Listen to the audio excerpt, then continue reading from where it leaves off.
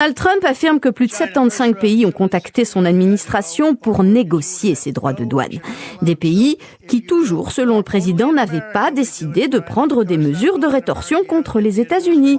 Mesdames et messieurs, bonjour et bienvenue dans cette édition spéciale consacrée aux actualités politiques majeures du moment.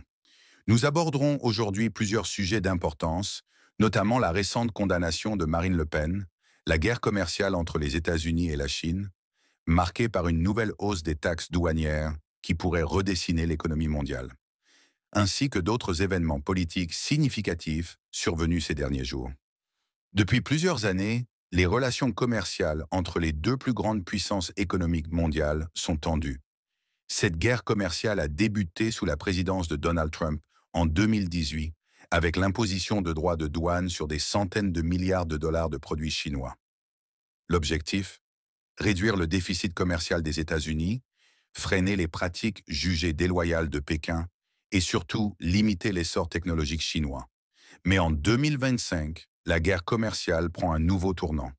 Le retour de Trump et la nouvelle escalade. Depuis le retour de Donald Trump à la Maison-Blanche en janvier 2025, une nouvelle vague de tensions s'est déclenchée. Début février, l'administration Trump a annoncé une hausse généralisée des droits de douane de 10% sur une large gamme de produits importés de Chine, composants électroniques, batteries, équipements industriels, vêtements, jouets. Aucun secteur n'est épargné. L'objectif est double, inciter les entreprises américaines à relocaliser leur production, rétablir un commerce équitable, selon les mots du président Trump. Il est important de comprendre que derrière cette guerre des taxes, il y a une guerre d'influence et de puissance. Les États-Unis veulent freiner l'expansion de la Chine dans des domaines de haute technologie. Les microprocesseurs, l'IA, la 5e génération et la 6e génération, les véhicules électriques et les batteries au lithium. Washington craint de perdre son hégémonie technologique mondiale, pendant que Pékin cherche à devenir autosuffisant et à dominer certains marchés clés. C'est donc aussi un affrontement sur le contrôle des technologies du futur et, à terme, sur le leadership mondial. La riposte de la Chine. Sans surprise, la Chine a réagi rapidement. Pékin a imposé à son tour une série de taxes douanières allant jusqu'à 15% sur des produits énergétiques américains stratégiques comme le charbon, le gaz naturel liquéfié, GNL, le pétrole brut, mais aussi sur certains véhicules et pièces détachées. La stratégie est claire, frapper l'économie énergétique américaine, qui dépend largement de ses exportations. Le président Xi Jinping a également prononcé un discours ferme dans lequel il a dénoncé les pratiques hostiles des États-Unis, affirmant que la Chine ne cherche pas le conflit, mais ne reculera pas devant la pression. Le président Xi Jinping a déclaré que cette confrontation commerciale pourrait mener à une situation perdant-perdant, mais que la Chine ne se laissera pas intimider par les pressions américaines. Le message chinois est clair, œil pour œil, taxe pour taxe. Impact économique et mondial. Mais cette escalade n'impacte pas uniquement les États-Unis et la Chine. Elle a des répercussions mondiales. Les prix des produits de consommation augmentent, notamment dans les secteurs de la technologie, du textile et de l'énergie. Les chaînes d'approvisionnement mondiales sont perturbées. Les entreprises multinationales retardent ou réorientent leurs investissements. Les bourses sont instables, notamment en Asie et en Amérique du Nord. De plus, plusieurs pays alliés des États-Unis s'inquiètent de la stratégie isolationniste de Trump, qui risque d'augmenter le coût de l'importation de matières premières et de produits manufacturés chinois. Une guerre technologique en coulisses. Il ne faut pas oublier que derrière cette guerre commerciale se cache une lutte pour le leadership technologique mondial. Les États-Unis accusent régulièrement la Chine de pratiques de vol de propriété intellectuelle, de subventions massives à ces entreprises technologiques et de vouloir dominer des secteurs comme la 5G, les semi-conducteurs, l'intelligence artificielle ou encore les véhicules électriques. La guerre commerciale est donc aussi une guerre stratégique pour le contrôle de l'innovation et des technologies de demain. Que peut-on attendre pour la suite? Plusieurs scénarios sont possibles. Un durcissement du conflit avec une augmentation encore plus forte des taxes et des mesures non tarifaires, restrictions d'accès au marché, sanctions sur les entreprises, etc. Un retour à la table des négociations, mais cela semble peu probable à court terme vu le contexte électoral américain. Une fragmentation de l'économie mondiale où les pays devront choisir leur camp ou développer des stratégies pour ne dépendre ni des États-Unis ni de la Chine. Ce qui est certain, c'est que le commerce international est en train de changer. On assiste à une sorte de reconfiguration du monde où les anciennes règles de la mondialisation sont remises en question. En conclusion, la guerre commerciale entre les États-Unis et la Chine n'est pas une simple dispute économique. C'est un affrontement global, à la fois géopolitique, stratégique et technologique. La hausse des taxes douanières marque une nouvelle phase d'instabilité qui pourrait bien s'aggraver dans les mois à venir. Reste à voir si la diplomatie pourra encore jouer un rôle ou si nous nous dirigeons vers un monde de blocs économiques rivaux.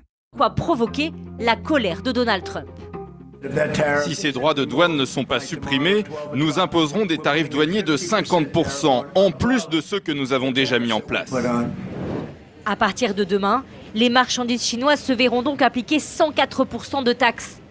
La décision affole les marchés financiers, car 438 milliards de dollars de biens chinois sont vendus aux États-Unis, comme des téléphones portables, des meubles ou encore des jouets. Mais la Chine ne compte pas s'incliner devant Donald Trump et les pressions américaines. Si les États-Unis ignorent les intérêts des deux pays et de la communauté internationale et insistent sur une guerre des droits de douane, une guerre commerciale, la Chine les combattra jusqu'au bout. Plusieurs entreprises américaines n'ont plus le droit de faire du commerce avec la Chine. Et une limite sur les exportations de métaux rares a été mise en place par le gouvernement chinois. Mais pour les spécialistes, ces mesures de rétorsion sont en réalité très modérées et prudentes. Xi Jinping garde ses cartes près du corps.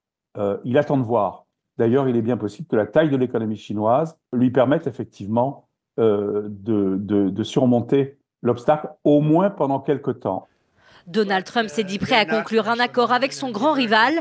Le président américain attend l'appel de son homologue chinois. Les puissances mondiales n'en finissent pas de jouer la surenchère sur les droits de douane.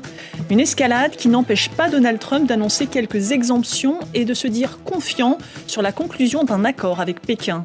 De son côté, la Chine resserre les liens avec ses partenaires asiatiques dans cette guerre commerciale qui a le plus à perdre, qui est le mieux préparé. Analyse à suivre. La foire du Made in China où l'on trouve de tout, des voitures électriques, des enceintes, des appareils pour lisser les cheveux ou encore des robots. Les acheteurs arrivent du monde entier. Kazakhstan, Canada, Australia, Angola, Brazil, Argentina. Mais cette année, il manque un pays. Il n'y a pas beaucoup de clients américains. Pourtant, la Chine vend beaucoup aux États-Unis, ou plutôt vendait. C'est le cas de ce fabricant de quad.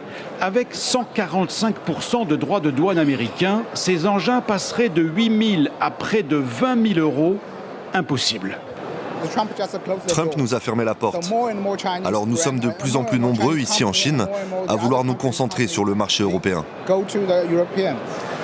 Les exportateurs chinois ont un genou à terre et les visiteurs comptent bien flairer les bonnes affaires. Cette Parisienne travaille pour une société qui cherche à installer plusieurs dizaines de petits panneaux solaires aux Antilles. Combien coûte celui-ci ? 80 $, 70 €. Vous attendez quel prix, vous ? Au moins 30-40% de moins. Et en quelques minutes à peine, elle obtient une promesse de rabais. Là, ils sont dans une situation d'urgence, donc on compte bien en profiter.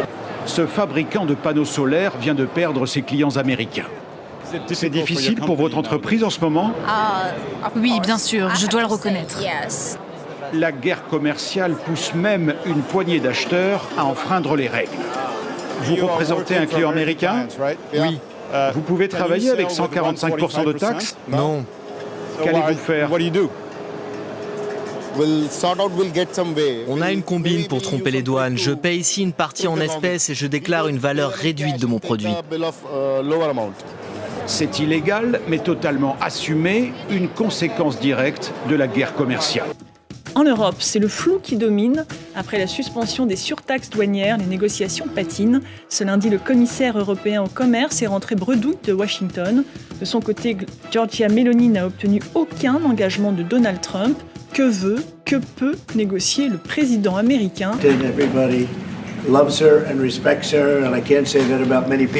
Tout Tout le monde apprécie, elle fait un excellent travail. Elle est devenue une amie. Nous avons une excellente relation. La relation entre l'Italie et les États-Unis est excellente. Nous avons parlé de commerce, de nombreux sujets durant notre déjeuner de travail. Elle dira quelques mots, mais je tiens à dire que c'est une personne extraordinaire. Je la remercie d'être avec nous aujourd'hui.